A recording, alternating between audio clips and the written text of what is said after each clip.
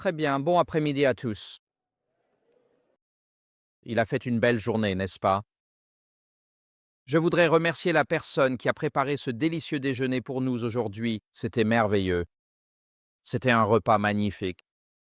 Et il y avait soit des morceaux, comme de la fausse viande, dans une sorte de sauce piquante et sucrée. C'était absolument délicieux. Alors, à la personne qui a préparé ça, merci beaucoup. C'était un repas nutritif, la convivialité était agréable, et je dis, louons le Seigneur pour toutes ses bénédictions dans chacune de nos vies. Et donc aujourd'hui, cet après-midi, nous allons aborder le dernier de nos 3 messages sur les messages des 3 anges. Hier soir, nous avons parlé de la préparation à la persécution et aujourd'hui, nous avons jusqu'à présent couvert le premier et le deuxième message des anges. Et maintenant, nous allons aborder le dernier de ces messages que nous trouvons dans les Écritures, Apocalypse 14, versets 9 à 12. Laissez-moi juste m'assurer que j'ai bien le PowerPoint affiché à l'écran. Je veux simplement vous dire que lorsque vous étudiez ces choses par vous-même, c'est une bénédiction absolue pour vous. Et si jamais on vous demande de parler quelque part sur un sujet, considérez-le comme une bénédiction du Seigneur, parce que lorsque l'on vous demande de parler sur un sujet et que vous n'y connaissez rien, vous êtes obligé de l'étudier par vous-même. Et ce qui vous apporte de la joie dans la prédication, ce n'est pas la prédication elle-même, ni le fait d'être enseignant à l'école du sabbat. La joie ne réside pas tant dans l'enseignement, mais elle se trouve dans votre voyage de découverte et de croissance spirituelle et dans la progression vers la maturité au cours de la préparation pour cet événement. Alors je veux vous encourager aujourd'hui, si l'on vous demande de prêcher, d'être enseignant à l'école du sabbat ou de diriger un événement quelque part, considérez-le comme une immense bénédiction du Seigneur. C'est une invitation à la croissance spirituelle. Ainsi, l'une des joies que je trouve dans la prédication, c'est de pouvoir m'asseoir à ma table de cuisine avec ma Bible et mon ordinateur portable, et c'est parti. Et on ne sait jamais vraiment, au début d'un sermon, où il va nous mener à la fin. Parfois, Dieu vous fait emprunter des chemins étranges lors de la rédaction des sermons, mais aujourd'hui, cet après-midi, ou plutôt ce soir maintenant, nous allons parler du message du troisième ange d'Apocalypse 14, versets 9 à 12. Comme nous l'avons dit plus tôt lors de notre deuxième service aujourd'hui, le message du premier ange révèle essentiellement Dieu comme rédempteur et créateur. Le message du deuxième ange, c'est Satan dévoilé comme menteur, trompeur, meurtrier et ainsi de suite. Et le message du troisième ange, c'est essentiellement ceci. Nous devons faire un choix. Allons-nous choisir Dieu ou allons-nous choisir Satan? Et c'est là l'essence du message du troisième ange. Nous devons faire un choix. Nous n'écoutons pas ces messages simplement pour une stimulation intellectuelle. Nous entendons ces messages parce que Dieu veut que nous fassions un choix et il veut que nous choisissions la vie et non la mort. Ainsi, alors que nous commençons cet après-midi, je voudrais vous inviter à incliner la tête avec moi et à inviter la présence du Saint-Esprit. Prions-nous. Notre Père céleste, nous te remercions encore une fois pour le privilège de nous réunir dans ta maison pendant ces heures du sabbat. Père, je prie pour que tu répandes ta bénédiction sur nous maintenant, alors que nous partageons ces moments ensemble. Seigneur, tu es le maître de ce monde. Nous savons, Seigneur, que Satan prétend être le prince de ce monde, mais pas un moineau ne tombe à terre sans que tu le saches. Et tes anges sont promis pour veiller autour de ceux qui te craignent, et tes anges sont promis pour nous délivrer. Alors maintenant, je te demande, Seigneur, qu'en partageant ces moments ensemble, ton esprit prenne le commandement et le contrôle de ce temps, que tu parles à travers moi et pour moi, comme je l'ai déjà dit, et que mes paroles soient accompagnées de la puissance convaincante et convertissante de ton Saint-Esprit. Seigneur, ces messages ne sont pas donnés pour condamner les gens, mais pour gagner des âmes à ton royaume, pour avertir les gens du sérieux des temps dans lesquels nous vivons, pour inviter les gens à lever les yeux au-dessus de l'écume de la culture populaire et à se poser des questions telles que «D'où est-ce que je viens? Et où vais-je? Et ai-je la moindre assurance de quoi que ce soit dans ma vie?» Alors Seigneur, alors que nous partageons ces moments ensemble, que Jésus soit glorifié dans tout ce qui sera dit et fait. Seigneur, pour ceux qui regardent en ligne, je prie pour que ton Saint-Esprit s'approche d'eux, s'ils regardent sur leur tablette ou sur leur téléphone, dans leur voiture ou chez eux. Je demande, Seigneur, que ton esprit soit avec eux, que tu leur parles, que tu leur apportes la conviction et la conversion, ainsi que la direction dans la manière dont ils devraient vivre. Au nom de Jésus, nous demandons humblement. Amen. Très bien, alors que dit réellement le message du troisième ange? Et si vous avez vos Bibles, certaines personnes préfèrent lire dans leur Bible. Je vous invite à ouvrir l'Apocalypse, chapitre 14, et le message du troisième ange se trouve au verset 9 à 11, puis il y a un résumé des trois messages des anges au verset 12, et nous allons aborder ce message ensemble. Voici donc notre parcours à l'écran. Comme vous pouvez le voir ici, laissez-moi juste vérifier si cela fonctionne. Voilà. Nous allons commencer par le message du troisième ange. Voyons de quoi il s'agit. Nous examinerons l'avertissement donné par Dieu, puis une description des saints fidèles avant d'arriver à notre conclusion. Alors, que dit réellement le message du troisième ange? Vous le verrez affiché à l'écran et je vais le lire à voix haute. Vous pouvez me suivre à l'écran ou dans vos Bibles, comme vous le souhaitez. Il est écrit ici, puis un autre ange, un troisième, les suivit, disant d'une voix forte, si quelqu'un adore la bête et son image, et reçoit une marque sur son front ou sur sa main, il boira lui aussi du vin de la colère de Dieu, versé sans mélange dans la coupe de sa fureur, et il sera tourmenté par le feu et le soufre devant les saints anges et devant l'agneau. Et la fumée de leur tourment monte au siècle des siècles. Il n'y a de repos ni jour ni nuit pour ceux qui adorent la bête et son image, ni pour quiconque reçoit la marque de son nom. C'est ici qu'il faut la persévérance des saints, qui gardent les commandements de Dieu et la foi en Jésus. Donc nous avons vu ce matin que le message du premier ange a trouvé son accomplissement dans le mouvement millérite, l'annonce de la venue de Jésus de 1840 à 1844. Le message du second ange a trouvé son accomplissement initial après l'été 1844, lorsque les principales dénominations protestantes ont exclu, rejeté et excommunié ceux qui sont restés fidèles à l'appel de se préparer à la venue du Christ. Et ensuite, le message du troisième ange a trouvé son accomplissement.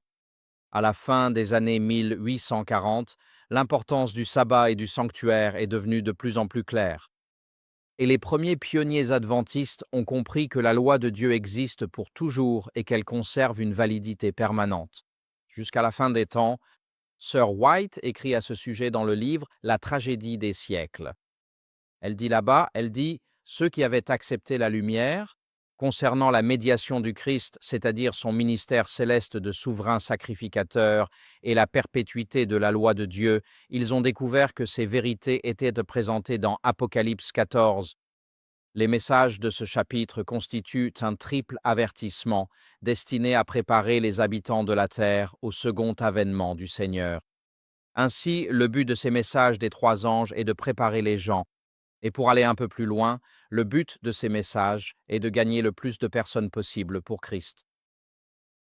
Ainsi, ces messages ne sont pas donnés pour rabaisser ou critiquer les gens.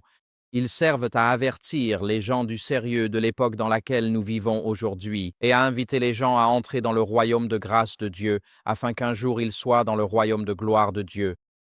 Alors, quel est l'avertissement réel en lui-même?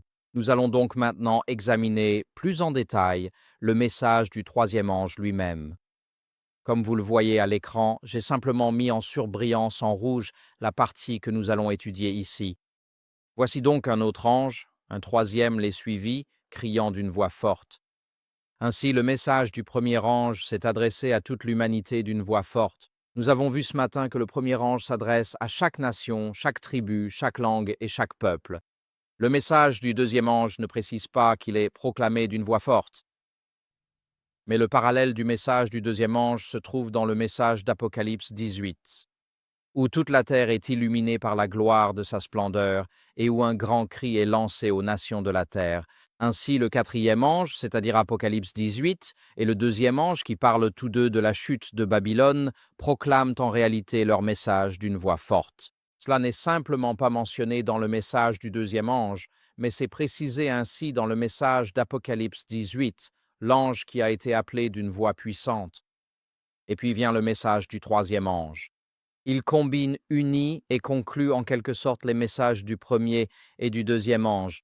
Le message du premier ange est un appel à adorer Dieu en tant que créateur, avec un accent particulier sur le quatrième commandement. Le message du deuxième ange est un avertissement selon lequel Babylone est tombée et se trouve sous le jugement de Dieu. Et le message du troisième ange est un avertissement à ne pas adorer la bête ni recevoir sa marque sur votre main ou sur votre front. Et l'Évangile éternel traverse ces 3 derniers messages de miséricorde. Je voudrais que nous réfléchissions à cela un instant. La proclamation de l'Évangile, et en particulier l'avertissement de ne pas recevoir la marque de la bête, est donnée en opposition à toutes les puissances du monde qui sont unies pour imposer la marque de la bête. Il ne s'agit pas simplement d'un concept théorique dont nous parlons ici. Si nous devons prêcher le message du 3e ange lorsque la marque de la bête sera imposée, c'est parce qu'il s'agit d'un avertissement à ne pas recevoir la marque de la bête. Et avec cette marque de la bête viennent la coercition économique, les règles du ni achat ni vente, l'exclusion sociale, la culture de l'annulation, la perte de licence professionnelle, la perte d'emploi, la perte d'hypothèque, la perte de loyer, la perte de domicile et, en fin de compte, la peine de mort. Pour ceux qui vont prêcher le message du 3e ange, lorsque la marque de la bête sera imposée, il faudra rien de moins qu'un courage brut. Parce que c'est un message qui devra être donné envers et contre l'opposition de tous les gouvernements de la Terre, de toutes les organisations multinationales, de toutes les entreprises de médias sociaux, toutes les grandes entreprises de médias traditionnels, toutes vont promouvoir ce même message selon lequel toute la Terre doit recevoir cette marque. Et ceux qui prêchent contre cela, ceux qui s'y opposent, c'est comme si vous faisiez face à une tempête. Prêcher le message du 3e ange aujourd'hui est rare, mais quand la marque de la bête apparaîtra, cela exigera un courage brut. Mais le courage, ce n'est pas un fruit de l'esprit. Ce n'est pas un fruit de l'esprit. Nous savons que dans l'Apocalypse, ceux qui sont à l'extérieur des murs de Jérusalem, le premier groupe que Jean mentionne, ce sont les lâches. Par là, il entend ceux qui connaissaient la vérité, mais qui avaient peur de défendre la vérité lors de la crise finale. Mais le fruit de l'esprit n'inclut pas le courage. Le premier des fruits de l'esprit, c'est l'amour. Maintenant, si vous avez de l'amour et du courage, ils sont en quelque sorte entremêlés. Je vais expliquer comment. Si demain matin, à 6 heures, vous êtes devant votre maison, que votre maison est en feu et que votre fille de 3 ans est à l'intérieur et qu'il y a une foule de badauds qui attendent l'arrivée des pompiers, vous savez que votre fille est dans ce bâtiment. Vous allez courir à l'intérieur pour sauver votre fille parce que vous aimez votre fille. Les badauds qui ne savent pas que vous êtes le père de cet enfant ne voient qu'un acte de courage. Ça, c'est vu de l'extérieur. Mais de l'intérieur de cet acte, c'est un acte d'amour et de sacrifice par amour pour sauver quelqu'un d'autre. Et c'est pourquoi Jean 3,16 ne dit pas « car Dieu voulait démontrer son courage au monde ». Il est écrit « car Dieu a tant aimé le monde qu'il a envoyé son Fils unique ». C'est-à-dire que lorsque vous êtes motivé par l'amour pour les perdus, vous ferez des choses et vous vous engagerez dans des ministères. Ceux qui sont en dehors du royaume regarderont de l'extérieur et diront « c'était un acte courageux de la part de cette personne ». Et vous, vous ne le considérez pas comme un acte de courage. Tout ce qui vous importe, c'est de sauver le plus de personnes possible. Vous êtes motivé par l'amour pour les perdus. Alors, si vous voulez vous engager dans des activités qui semblent courageuses de l'extérieur, mon conseil est de demander à Dieu de vous donner aujourd'hui un amour renouvelé pour les perdus, une audace pour les perdus, une volonté de sortir de votre zone de confort et d'emprunter des chemins inconfortables pour le bien des perdus. Lorsque vous vous engagez pour les perdus, d'autres peuvent être inspirés et dire que c'est courageux, mais au cœur du combat, tout ce que vous savez, c'est qu'il y a une âme à sauver. Et vous aimez cette âme, vous tenez à elle, et vous voulez qu'elle soit rachetée par le sang de l'agneau. Ainsi, le courage est quelque chose que l'on observe de l'extérieur. Les gens ne se lèvent généralement pas en disant « je veux démontrer mon courage au monde ». Ils agissent parce qu'ils sont motivés par l'amour pour quelqu'un. Ainsi, la proclamation du message du 3e ange va exiger du courage, un courage brut. Mais en réalité, ceux qui, de l'intérieur, proclament le message du 3e ange, je crois, seront motivés, comme Jésus, par l'amour pour les perdus. Maintenant, Sir White commente ce passage.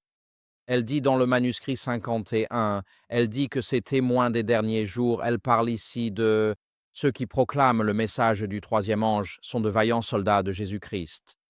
Ils ont goûté aux puissances du monde à venir. Leurs pieds ne sont pas sur un sable mouvant, mais sur un roc solide. Ils ne se laissent pas facilement détourner de la foi qui a été transmise une fois pour toutes aux saints. Ceux-ci seront fortifiés par leur chef pour faire face aux difficultés. Ils sont des messagers de la justice, des représentants du Christ, révélant les triomphes de la grâce. Amen et Amen. Les personnes qui proclament le message du troisième ange lorsque la marque de la bête sera imposée, vous vous opposez à toutes les puissances de la planète, humaines et sataniques, et pourtant ils continueront à proclamer ce message. Ça pourrait être n'importe qui d'entre nous. Dieu cherche des personnes qui sauront ce qu'est ce message et qui sont prêtes à se lever pour ce message. Et cela malgré l'opposition de toutes les puissances sur la terre.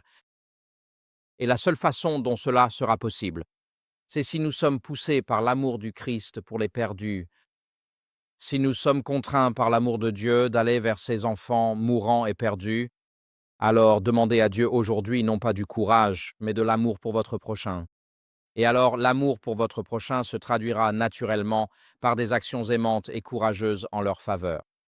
Pour revenir au texte, il est dit « Ceux qui adorent la bête, c'est la partie en rouge à l'écran et son image, et qui reçoivent une marque sur leur front ou sur leurs mains. » Maintenant, cette partie fait référence au début de l'Apocalypse 13, c'est-à-dire à la papauté, par laquelle Satan diffuse les fausses doctrines que nous avons mentionnées ce matin, pour tromper les habitants du monde. L'image mentionnée dans ce passage fait référence à l'image de la bête établie par la seconde bête, cette bête terrestre de l'Apocalypse 13, c'est-à-dire les États-Unis, s'associant au protestantisme apostate qui impose une fausse adoration de la première bête, la papauté et ses enseignements. Le premier ange appelle ainsi à adorer Dieu comme créateur, soulignant le sabbat du quatrième commandement, signe de fidélité et d'amour envers lui. La seconde bête de l'Apocalypse 13 ordonne et contraint à une fausse adoration de la bête, ce qui se manifeste par le rejet du quatrième commandement au profit du culte du dimanche, car la première bête, la papauté, a revendiqué le droit de changer la loi de Dieu et de transférer la solennité du sabbat au dimanche. La grande controverse le décrit ainsi. Nous lisons que tant dans l'Ancien que dans le Nouveau Monde, la papauté recevra un hommage à travers l'honneur rendu à l'institution du dimanche. Celle-ci repose uniquement sur l'autorité de l'Église romaine. Ainsi, lorsque vous regardez ce texte, ceux qui adorent la bête et son image et reçoivent une marque sur leur front, la conjonction « et », le mot « et », cette conjonction est utilisée 3 fois dans cette phrase. Ils adorent la bête et son image et reçoivent une marque sur leur front, sur leurs mains. Cela a été mentionné 2 fois ici. Et donc cela signifie que les adorateurs, celui qui adore la bête, adore aussi l'image et est ainsi porteur de la marque elle-même. Et quelle est la description du jugement de Dieu sur de telles personnes? Le texte poursuit en disant ceci, et c'est en rouge, « Ils boiront le vin de la colère de Dieu ». Eh bien, cela ne semble pas très agréable, n'est-ce pas? Ils boiront le vin de la colère de Dieu. Maintenant, le message du deuxième ange dit que Babylone la grande est tombée, elle est tombée. Pourquoi? Elle a fait boire à toutes les nations le vin, la fureur de sa fornication. Elle est animée par la haine du Christ, et c'est pourquoi elle persécute ceux qui portent le nom du Christ. Et donc, en réponse, Dieu dit, si vous adorez la bête et son image et recevez sa marque sur le front ou sur la main, alors vous boirez le vin de la colère de Dieu.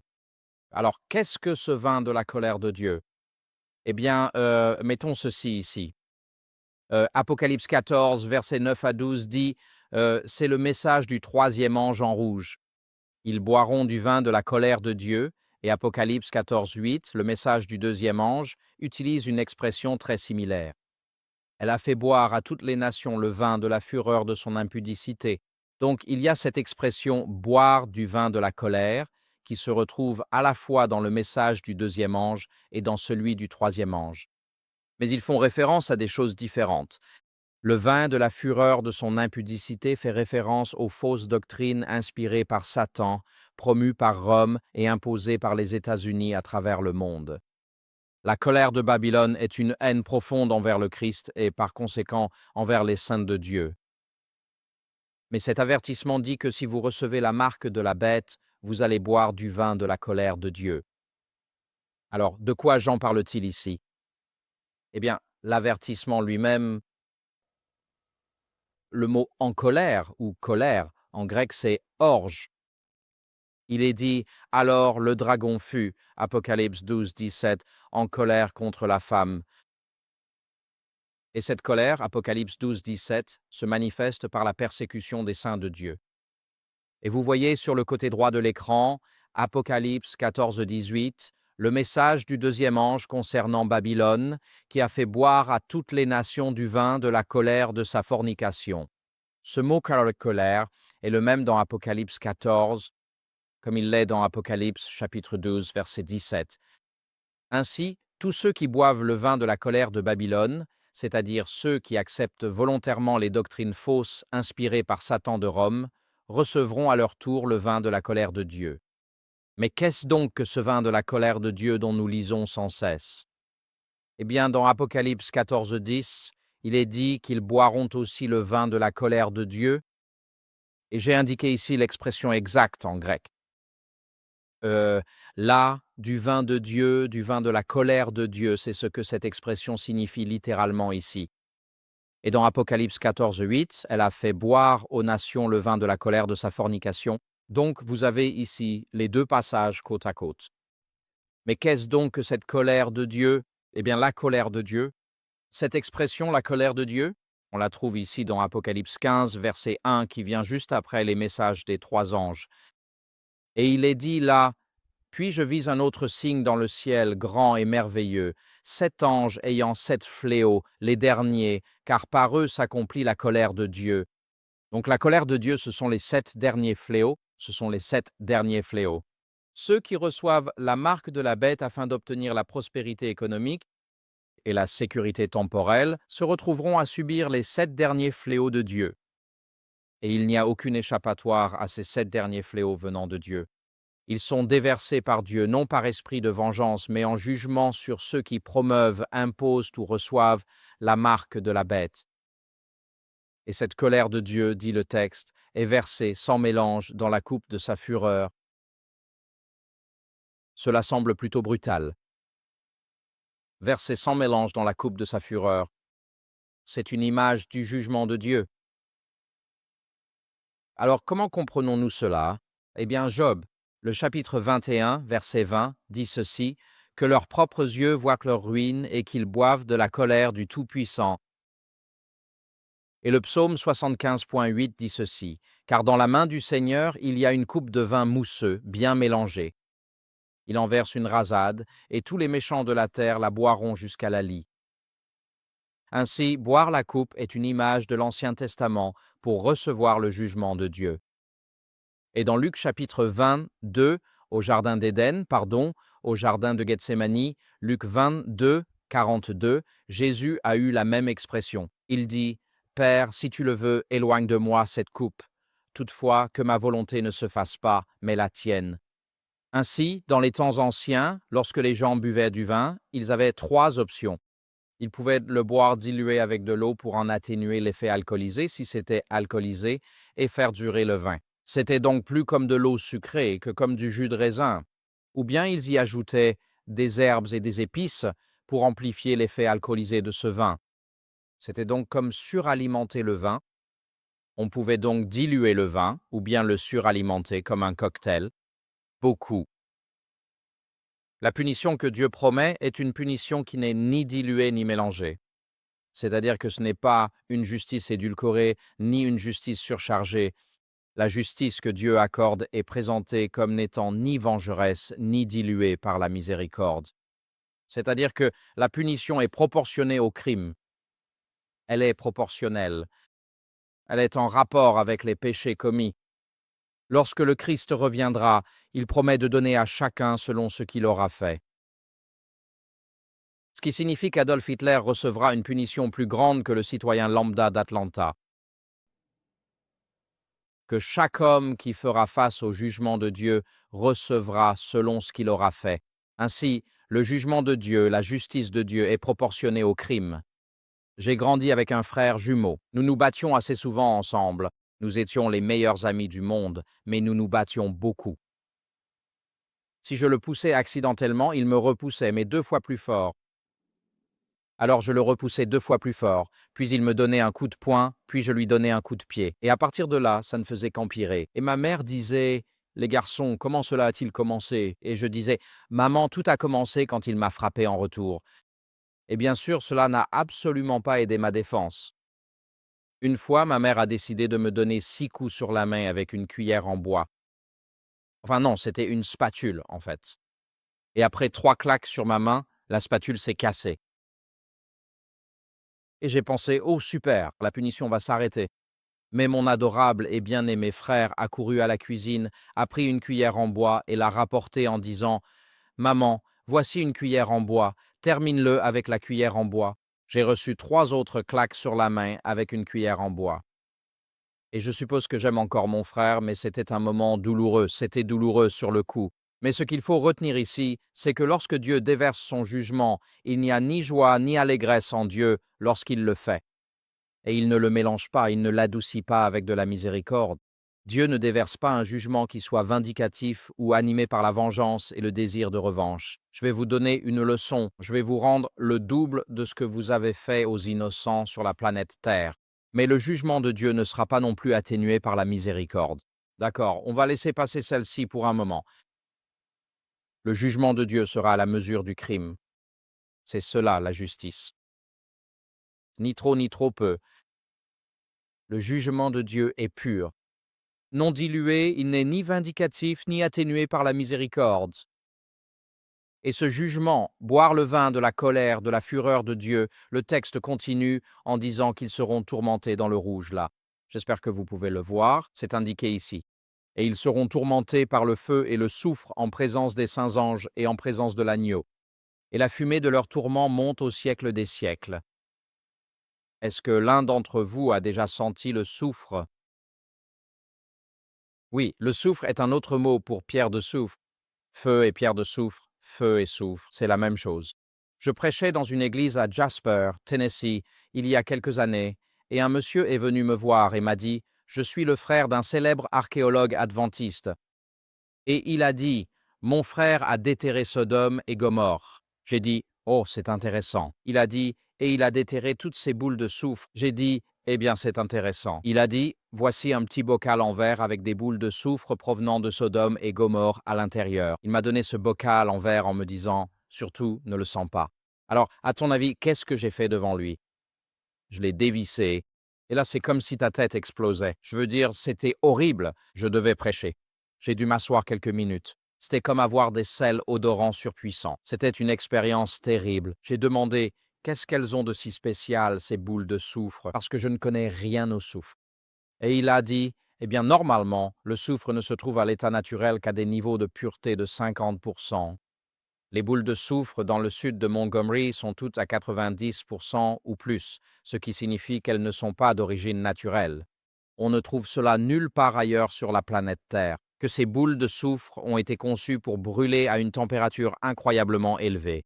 Alors je garde ces boules de soufre sur mon bureau, et parfois, quand je me réveille le matin, une bouffée de soufre suffit largement, je peux vous l'assurer. Mais je pense que c'est ici Sodome et Gomorrhe.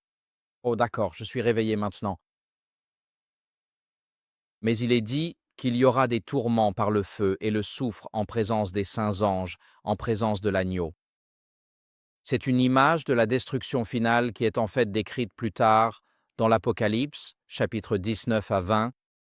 Voyez-vous, à la fin du millénium, nous lisons que la nouvelle Jérusalem descendra, contenant les saints rachetés de Dieu avec l'agneau et ses anges. Et Satan va mener les méchants dans une dernière attaque contre les saints de Dieu dans la Nouvelle Jérusalem, mais ils seront détruits lorsque Dieu défendra ses saints et sa ville. L'Apocalypse chapitre 20, verset 10 décrit cela.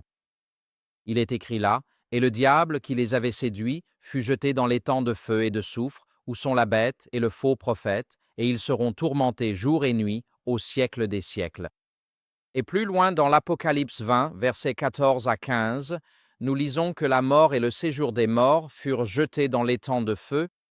C'est la seconde mort, l'étang de feu, et quiconque n'était pas trouvé inscrit dans le livre de vie était jeté dans l'étang de feu. Ainsi, vous avez cette image de la destruction finale de Satan et des puissances persécutrices sur la planète Terre lors de la crise finale. Et celle des méchants sera dans un lac de feu, ce qui représentera la seconde mort. Et il est intéressant de noter que le texte dit qu'il s'agit de la seconde mort. Il ne dit pas que c'est une seconde façon de vivre.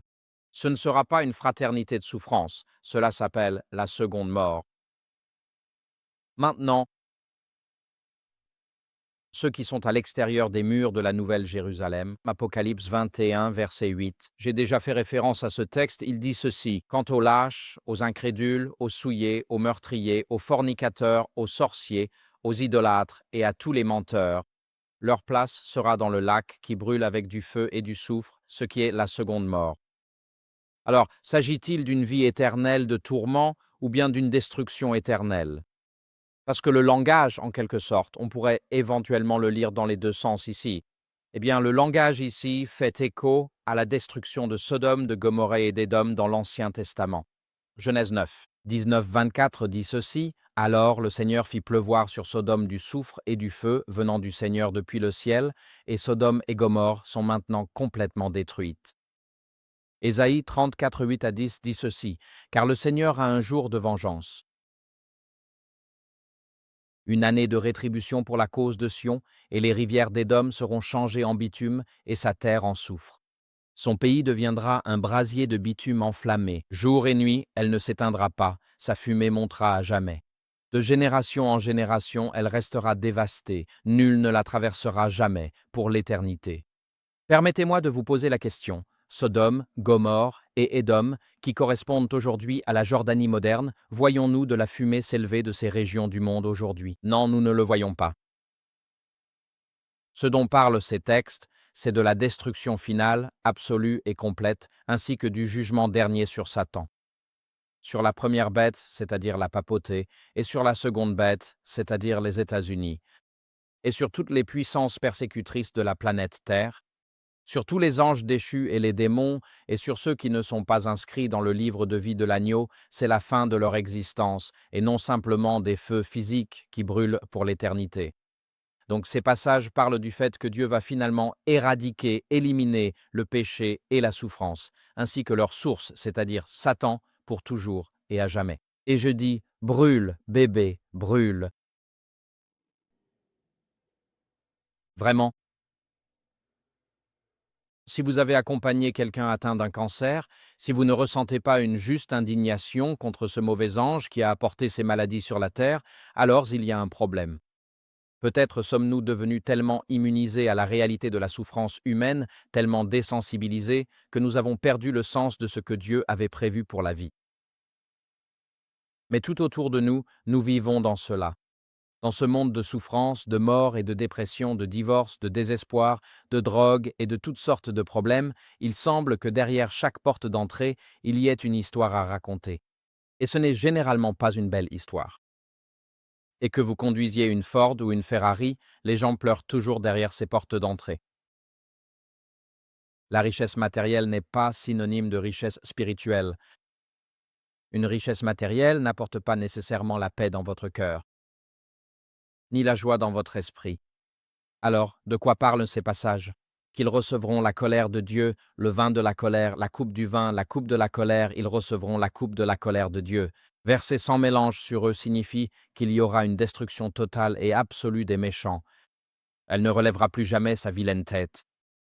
Je dis, loué soit Dieu pour cela. Un jour viendra où le divorce n'existera plus jamais, où le cancer ne sera plus jamais, où la drogue et la dépression ne viendront plus jamais maudire l'existence humaine. Un jour viendra où tout ce qui est mal et qui détruit aura disparu une bonne fois pour toutes, pour toujours. C'est une belle promesse que nous trouvons dans l'Écriture, dans ce passage ici. Le passage continue en disant, en rouge ici, qu'il n'y a pas de repos, ni jour ni nuit, pour ceux qui adorent la bête et son image, et pour quiconque reçoit la marque de son nom. Or, les saints de Dieu dans l'Écriture se voient promettre un repos éternel, Apocalypse 14, verset 13, et le psaume 95, verset 11, aborde en quelque sorte ce concept. Nous allons lire ce passage ici. Il est écrit là, « C'est pourquoi j'ai juré dans ma colère, ils n'entreront pas dans mon repos. » Et dans ce passage, Dieu parle d'Israël rebelle dans le désert, errant dans le désert pendant ces 40 années, se tournant vers de faux dieux. Et Dieu promet qu'il n'entrerait pas dans la terre promise. Ainsi, dans ce dernier message, le message du troisième ange, l'avertissement est que ceux qui adorent la bête et son image, ceux qui reçoivent la marque de la bête de quelque manière que ce soit, se voient promettre qu'ils n'entreront pas dans l'éternité, dans les cieux et la terre recréée. Au contraire, leur destruction sera totale, leur destruction sera absolue, et leur destruction sera éternelle. Ainsi, alors que la seconde bête d'Apocalypse 13 utilise la peur pour contraindre les habitants du monde à recevoir la marque de la bête, Dieu répond maintenant avec un message encore plus fort. La bête dit ceci: recevez la marque de la bête, ou vous perdrez votre carrière, vos revenus et peut-être même votre vie. Et Dieu répond: si vous recevez la marque de la bête, vous perdrez la vie éternelle. Ainsi, le choix nous appartient aujourd'hui. Qu'allons-nous sacrifier pour l'éternité? Allons-nous renoncer à l'éternité pour une belle maison dans la banlieue d'Atlanta? Pour avoir une nouvelle voiture tous les 3 ou 5 ans? La vie est vraiment courte. Vous n'allez profiter de cette nouvelle maison que pendant quelques courtes années, si jamais vous en profitez. Alors Dieu dit: fais un choix. Soit tu reçois la marque de la bête et tu reçois la destruction éternelle, soit tu peux rejeter la marque de la bête et avoir la promesse de la vie éternelle. Pour moi, c'est évident une telle proposition. La vie éternelle ou une maison à Atlanta, je choisis la vie éternelle pour toujours. Sans vouloir manquer de respect à Atlanta, qui me semble être une belle ville, mais si j'ai le choix entre la vie éternelle au paradis ou 10 ou 20 bonnes années à Atlanta, je suis prêt à choisir la vie éternelle. Peu importe ce que cela coûte aujourd'hui, je suis prêt à choisir l'option de la vie éternelle. Alors, comment les saints fidèles vont-ils réagir lorsque ce message sera diffusé? Comment les saints fidèles, tels qu'ils sont décrits dans ce passage, réagissent-ils? Eh bien, la première chose que nous voyons à propos des saints est la suivante. Il est dit: voici un appel à la persévérance des saints. Or, les saints sont décrits dans Apocalypse 12, 17 comme ceux qui gardent les commandements de Dieu et qui ont le témoignage de Jésus. Ainsi, si vous placez ces trois passages côte à côte, Apocalypse 12, 17 décrit les saints de Dieu. Il est dit: ceux qui gardent les commandements de Dieu et qui ont le témoignage de Jésus. Apocalypse 13, 10 dit: voici un appel à la persévérance et à la foi des saints. Et Apocalypse 14, 12 dit: voici un appel à la persévérance des saints, ceux qui gardent les commandements de Dieu et qui s'attachent fermement à la foi de Jésus. Dans Apocalypse 12, vous avez cette vue d'ensemble de Satan s'attaquant au peuple de Dieu, et malgré tout ce que Satan peut faire, il y a un groupe de personnes appelées les saints.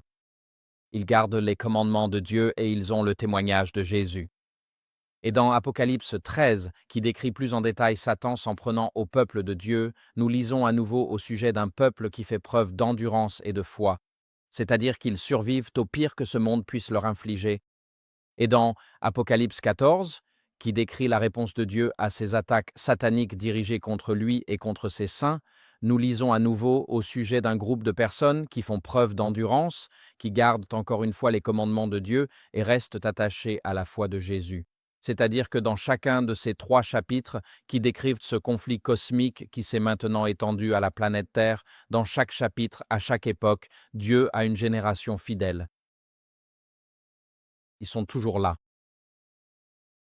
Vous savez, j'avais un ami une fois et je suis revenu d'Afrique sans avoir bien nettoyé ma valise. Lors de ma dernière nuit dans ce pays d'Afrique de l'Ouest, je logeais chez un ami, une sorte de missionnaire. Et nous sommes arrivés dans une petite auberge bon marché près d'un aéroport, environ 10 dollars la nuit. Et à ce prix-là, il ne faut pas s'attendre à grand-chose. Vous savez, au moins les cafards seront propres pour 10 dollars la nuit. C'est ce que vous espérez. Eh bien, j'étais allongé sur le lit à côté de mon ami. Nous étions tous les deux en sous-vêtements parce qu'il faisait une chaleur étouffante et l'humidité était très élevée. Et tout autour de nous, il y avait des cafards sur le lit. Le lit était du genre à avoir des taches partout.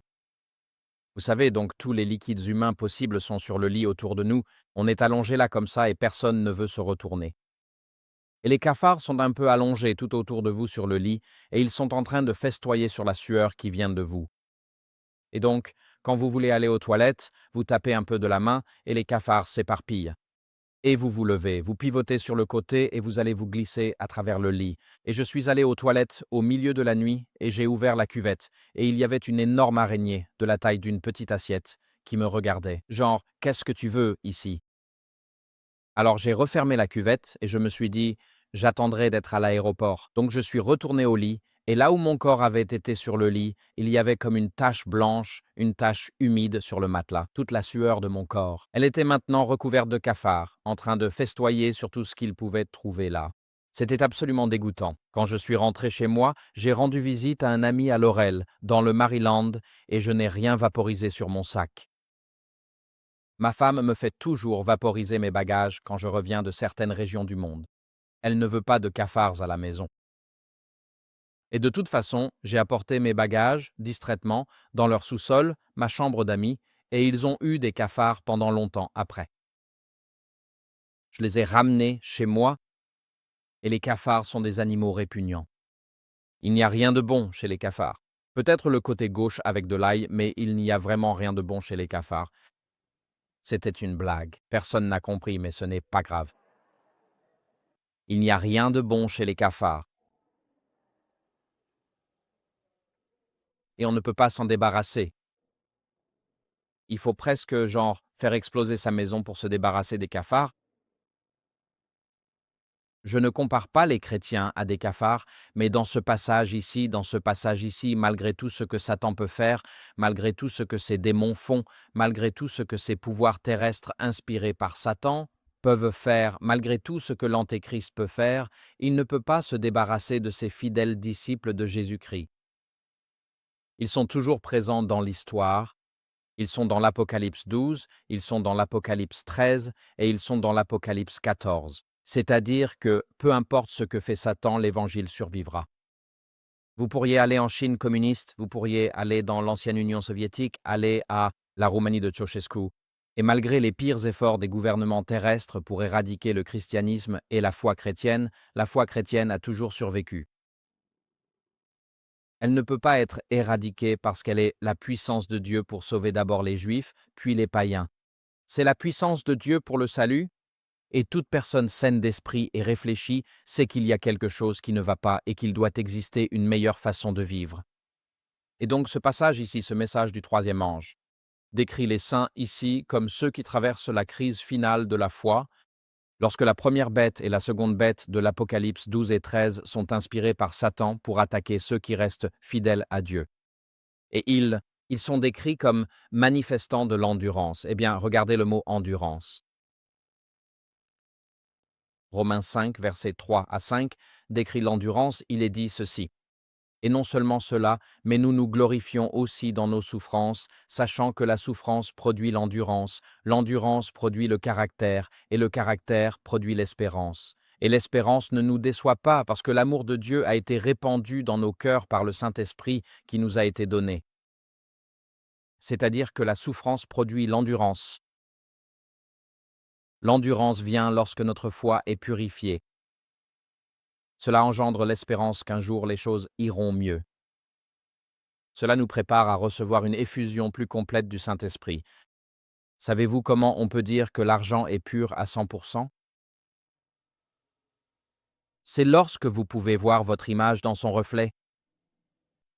Ainsi, si nous devons refléter l'image de Dieu comme l'argent qui passe 7 fois par le creuset, Dieu nous fait parfois passer par le creuset 7 fois, afin qu'il puisse voir son reflet lorsqu'il nous regarde. Traverser des moments difficiles, subir la persécution n'est pas nécessairement un signe que Dieu nous a abandonnés. Cela peut être le signe que Dieu accomplit une œuvre profonde de transformation dans notre caractère, dans nos vies. Quand les gens commencent leur nouvelle année avec leurs résolutions, personne ne dit « je veux perdre mon emploi, je veux faire faillite, je veux que ma maison soit saisie, donnez-moi un diagnostic de cancer et un divorce tant qu'à faire ». Personne ne dit cela le 1er janvier. Tout le monde dit « je veux perdre du poids, je veux gagner plus d'argent et je veux une maison plus grande ». Cela résume à peu près les résolutions du Nouvel An de la plupart des gens. Mais les moments où l'on grandit le plus spirituellement dans la vie ne sont pas ceux où l'on perd du poids, où l'on gagne de l'argent, ou où l'on construit une maison plus grande. Le moment où l'on grandit le plus spirituellement et où l'on se rapproche le plus du Seigneur, c'est quand on traverse cette saisie d'entreprise. Vous avez perdu votre emploi et votre place à l'université. Vous luttez pour conserver votre licence professionnelle lorsqu'un changement vous est imposé et que vous ne voulez pas le traverser. C'est dans les moments difficiles de la vie, c'est dans la vallée de l'ombre de la mort que nous faisons l'expérience du bâton et de la houlette de Dieu qui nous réconforte. C'est dans les moments difficiles de la vie. Ainsi, lorsque les saints de Dieu traversent la persécution à la fin des temps, ce n'est pas un signe que Dieu vous a abandonné, c'est un signe que Dieu a encore une œuvre particulière à accomplir dans nos vies. Et ce que nous avons traversé au cours des 5 dernières années, j'espère que pour la plupart d'entre nous, cela a été la prise de conscience qu'une carrière brillante dans le monde de l'entreprise américaine sera très difficile à maintenir lorsque la marque de la bête apparaîtra. Le monde de l'entreprise américaine sera bien trop prompt à se conformer aux directives, à la prochaine série de directives, dès qu'elles seront publiées, que ce soit pour des médicaments ou pour le culte. Et ces 5 dernières années nous ont appris que ce monde n'est vraiment pas notre maison. Les choses que nous pensions acquises et sûres, notre emploi, notre licence, notre profession, notre prêt immobilier. Vous savez, nos jouets dans la voiture, dans le garage et ainsi de suite, tout cela peut nous être enlevé en un instant. Et donc, ce monde n'est pas notre maison, et nous n'essayons pas d'y prendre racine, nous essayons de prendre racine dans le royaume de Dieu. Ainsi, la souffrance produit l'endurance, l'endurance produit le caractère, et le caractère produit l'espérance, et l'espérance ne nous déçoit pas. Dans la crise finale, les saints de Dieu seront attaqués de tous côtés. D'un côté, il y a la papauté qui promeut de fausses doctrines et prétend changer la loi de Dieu. De l'autre côté, il y aura les États-Unis d'Amérique. Cela va créer une union persécutrice de l'Église et de l'État pour contraindre les habitants du monde à suivre la papauté. Et ceux qui résistent feront face à des sanctions économiques, des blocages économiques, la culture de l'annulation, la persécution et la diabolisation sur les réseaux sociaux. Et les médias traditionnels, avant même d'en arriver à la peine de mort elle-même. Pendant ce temps, pour ajouter l'insulte à l'injure, Satan décidera et apparaîtra lui-même comme le Christ afin de tromper, si possible, même les élus de Dieu, prétendant que le monde doit adorer le dimanche pour apaiser la colère de Dieu et adorer le dimanche plutôt que le sabbat commandé. C'est pourquoi nous avons besoin d'endurance dans la crise finale. Cela exige du courage moral si nous voulons persévérer jusqu'à la fin. Sachant que celui qui persévérera jusqu'à la fin sera sauvé. C'est pourquoi nous prêchons à propos de ces choses. Comme je l'ai dit hier soir, quand ma fille monte sur des montagnes russes à l'adolescence, je suis assis là avec elle. Je ne monte pas sur ces montagnes russes, à moins de savoir qu'elles ne durent que 90 secondes. Je déteste les montagnes russes, mais ma fille adolescente les adore pour une raison folle. Et je ne monte sur ces montagnes russes avec elle que parce qu'elle veut que papa l'accompagne. Si je l'ai chronométré plusieurs fois et que ce manège dure exactement 90 secondes, si je pensais que ces montagnes russes ne finiraient jamais, je ne m'en approcherais même pas. Mais le fait de savoir qu'il y a une fin à cela signifie que je peux traverser cette épreuve. Et nous prêchons ces choses parce que, au-delà de la marque de la bête, au-delà de la coercition économique et au-delà de la peine de mort, il y a une gloire indescriptible. Et tant que nous gardons les yeux fixés sur la gloire qui nous est promise et sur la couronne de la vie éternelle donnée à ceux qui surmontent tous les défis de ce monde, nous pouvons traverser ce que ce monde s'apprête à nous infliger. Nous pouvons tenir bon si nous gardons les yeux fixés sur la récompense qui est la vie éternelle avec Jésus-Christ. Alors, qui sont ces saints qui persévèrent jusqu'à la fin? Le texte continue en décrivant, il dit « ceux qui gardent les commandements de Dieu ». La question des commandements de Dieu a été soulevée à plusieurs reprises. Nous en avons donc discuté hier soir et jusqu'à présent aujourd'hui. Littéralement, il est dit « ceux qui gardent les commandements de Dieu ». C'est un participe présent, ceux qui sont en train de garder. Cela signifie que vous ne gardez pas seulement les commandements de Dieu le sabbat, mais que garder les commandements de Dieu fait simplement partie de votre mode de vie habituel. Quand personne ne regarde, quand il n'y a que vous et vos propres pensées, vous gardez les commandements de Dieu. Vous n'enviez pas dans votre esprit. Vous ne convoitez pas dans votre esprit. Vous ne désirez pas ce qui appartient à autrui dans votre esprit. Vous ne vous mentez pas à vous-même dans votre esprit. Vous ne commettez pas d'adultère dans votre esprit. Vous ne manquez pas de respect à vos parents dans votre esprit. Non, cela est décrit avec un participe présent. Ainsi, ceux qui sont fidèles à Dieu, leur manière habituelle de vivre consiste simplement à garder les commandements dans tous les aspects de leur vie quotidienne. C'est ainsi que je vis. Si vous voulez en savoir plus sur les 10 commandements, regardez comment je vis. Comme Paul pouvait le dire à Timothée, sois mon imitateur comme je le suis du Christ. Si nous pouvions voir l'apôtre Paul dire regardez comment il vivait, et si nous imitions sa façon de vivre, alors, par extension, nous garderions aussi les commandements de Dieu. Pouvons-nous dire aux autres soyez mes imitateurs comme je le suis du Christ? Quand les gens voient nos vies, voient-ils une expression du caractère du Christ? Voient-ils l'obéissance et la soumission du Christ à son Père céleste? Voient-ils le Christ qui regardait les foules avec rien d'autre que de la compassion? Les gens voient-ils cela aussi en nous? Ainsi, ceux qui gardent les commandements de Dieu ne cèdent pas à la contrainte, sauf pour le faux sabbat, c'est-à-dire l'adoration du dimanche. Le temps n'est pas loin, patriarches et prophètes et rois, page 188. Le temps n'est pas loin où l'épreuve viendra pour chaque âme. L'observance du sabbat, le sabbat complet, nous sera imposée. Le conflit sera entre les commandements de Dieu et les commandements des hommes. Ceux qui ont cédé pas à pas aux exigences du monde et se sont conformés aux coutumes mondaines céderont alors aux autorités en place. Plutôt que de s'exposer à la dérision, à l'insulte, à la menace d'emprisonnement et à la mort. À ce moment-là, l'or sera séparé de l'impureté. La véritable piété sera clairement distinguée de son apparence et de son clinquant. Beaucoup d'étoiles que nous avons admirées pour leur éclat s'éteindront alors dans les ténèbres.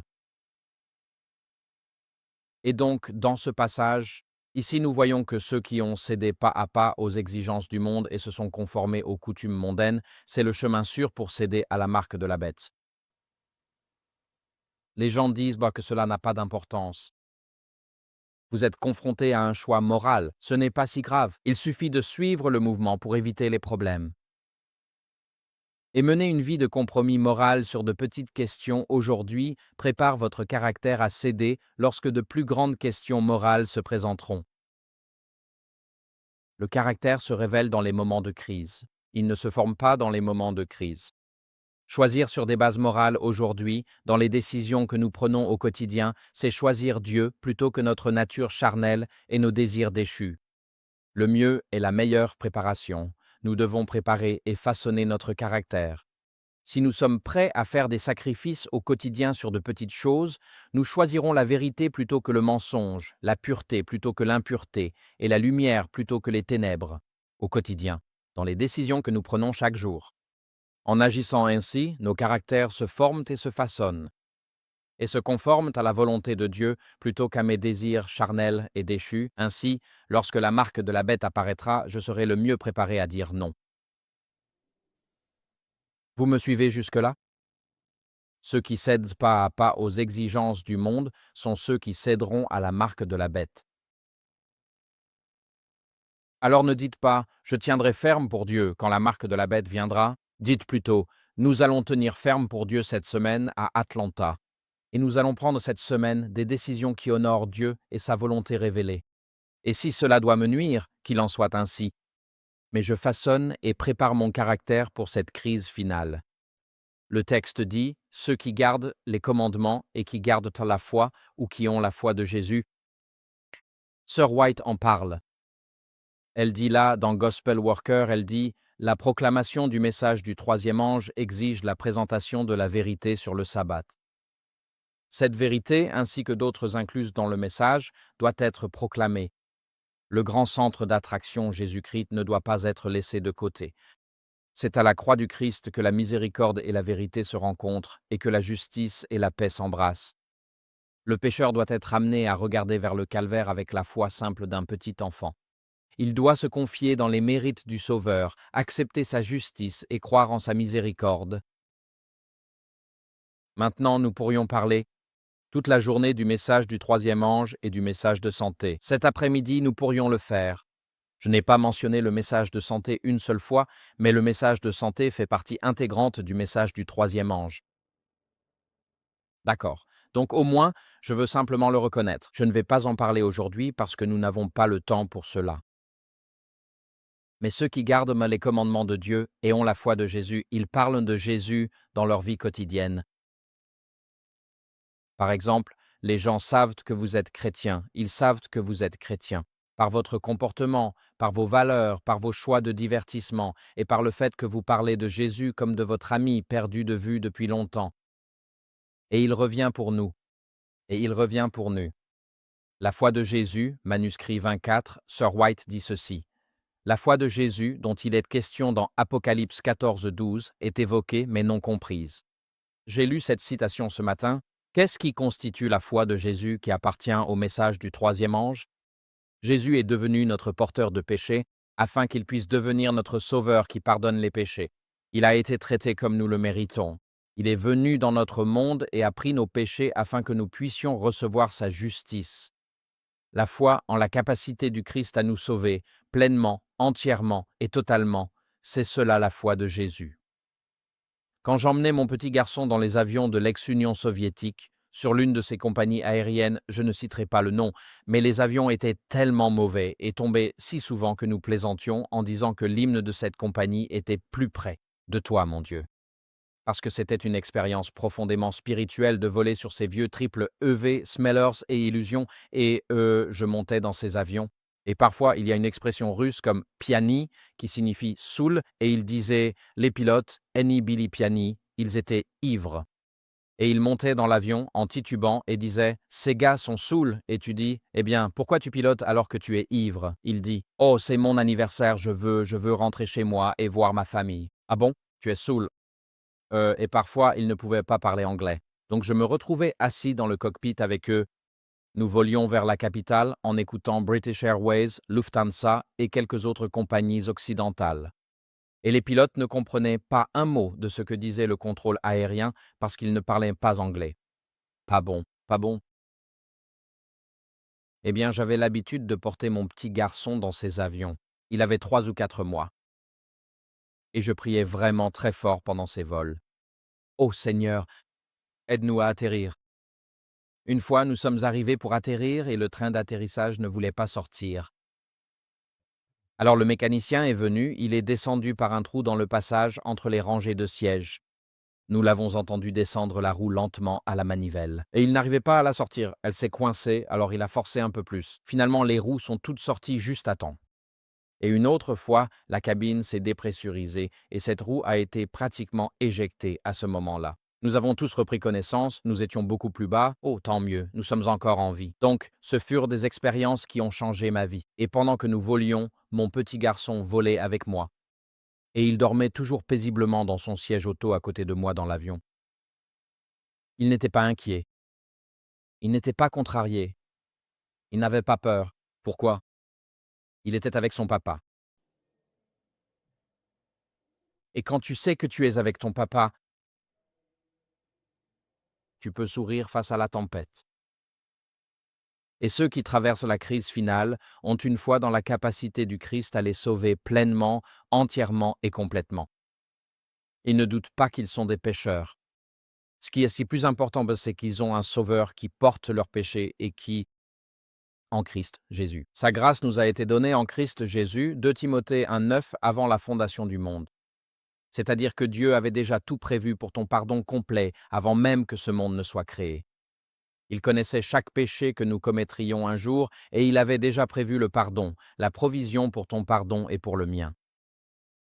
Alors aujourd'hui, nous nous accablons nous-mêmes, non pas à cause de ce que l'Évangile nous dit, mais parce que Satan met ses mensonges dans nos esprits. Dieu ne pourrait jamais pardonner quelqu'un comme toi. Oh non.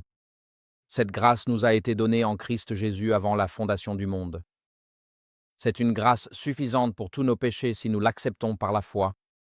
Sir White commente à ce sujet, et je ne vais pas lire cela parce que je l'ai lu ce matin. Alors, arrivons à nos conclusions ici. Nous pouvons soit nous présenter devant Dieu avec nos propres mérites, en demandant la grâce pour compenser le manque causé par nos péchés. Beaucoup d'adventistes font cela. Cela conduit à une vie de lutte spirituelle et à un manque d'assurance du salut, car nous sommes continuellement conscients de notre propre péché. Ou bien nous pouvons recevoir Christ et sa justice par la foi, et ainsi nous nous tenons devant Dieu dans la justice des mérites du Christ, et son obéissance parfaite nous est imputée, comme si c'était la nôtre. Si nous le regardons chaque jour avec foi, croyant en ses promesses, en collaborant avec lui. Dans le processus de sanctification, il inscrit sa loi dans nos cœurs et nous faisons effectivement l'expérience d'une sanctification continue grâce à la plénitude du Saint-Esprit. Et ainsi, Dieu nous donne la victoire sur le péché, de sorte que nous finissons par garder les commandements de Dieu. Le choix nous appartient aujourd'hui. Nous pouvons nous regarder dans le miroir et être découragés chaque matin, ou nous pouvons choisir de regarder à Jésus, de réclamer ses promesses et d'y croire. Et alors Dieu accomplit une œuvre merveilleuse dans chacune de nos vies. Je sais à quel groupe je veux appartenir. Donc, ces 3 chapitres que nous avons brièvement examinés aujourd'hui, l'Apocalypse 12, comme nous l'avons déjà dit, offre une vue d'ensemble panoramique. Il y a une lutte entre le bien et le mal, et sur la planète Terre, elle se joue entre le reste fidèle de Dieu et les puissances oppressives que Satan a inspirées pour attaquer les saints de Dieu. L'Apocalypse 13 est une analyse détaillée de la manière dont Satan attaque le peuple de Dieu. Et l'Apocalypse 14 est la réponse de Dieu à Satan, sa réponse à ses attaques contre ses saints. Et c'est un appel pour nous, aujourd'hui, à la fidélité, à résister à Satan et à ses représentants terrestres. Et ceux qui survivront à la crise finale qui s'abattra sur notre monde ont 2 caractéristiques. Et cela n'a rien à voir avec l'éducation, rien à voir avec l'origine ethnique, rien à voir avec la nationalité, rien à voir avec la richesse ou la pauvreté, ou le fait d'être instruit ou illettré. Ces 2 caractéristiques sont les suivantes. Ils gardent les commandements de Dieu et ils ont la foi de Jésus. Ce sont ces caractéristiques qui nous permettront de traverser la crise finale. Leurs yeux ne sont pas fixés sur les bêtes de ce monde, sur les géants géopolitiques qui trompent et dictent leurs lois à des milliards de personnes. Leurs yeux sont fixés par la foi sur Jésus, leur Sauveur qui revient bientôt. Ainsi, le message du premier ange, c'est Dieu révélé. Le message du deuxième ange, c'est Satan démasqué. Le message du troisième ange, c'est « Fais un choix pour l'éternité, et commence à vivre ce choix dès aujourd'hui. » Commence à vivre ce choix dès aujourd'hui. Alors aujourd'hui, je t'invite à t'incliner dans la repentance et la confession devant notre Père céleste plein d'amour, à lever les yeux dans la louange et l'adoration vers celui qui nous a aimés, qui nous aime, qui est mort pour nous et qui revient pour nous, et à avancer dans la foi pour briller pour Jésus dans l'heure la plus sombre de la terre, ici même dans la région métropolitaine d'Atlanta. Ma prière, c'est que lorsque Jésus reviendra, il trouve chacun de nous avec nos noms inscrits dans le livre de vie de l'agneau et qu'il trouve ce groupe de personnes, chacun d'entre nous ici aujourd'hui, rassemblés, faisant partie de ceux qui gardent les commandements de Dieu et ont la foi de Jésus, et qu'il n'y ait absolument rien que ce monde puisse faire contre cela, car ils sont en sécurité sur le rocher. J'aime ce chant que nous avons chanté en ouverture, pour notre chant d'ouverture cet après-midi. Hum, euh, le rocher divin, ce chant que nous avons chanté. Oh, oui, le cerveau commence à fatiguer. Je me souviens que nous avons chanté un chant que j'aime. C'était un très bon chant. Et je me souviens que nous avons chanté un beau chant. Mais ce chant, rocher divin, j'y pense souvent. Un refuge au temps de la tempête.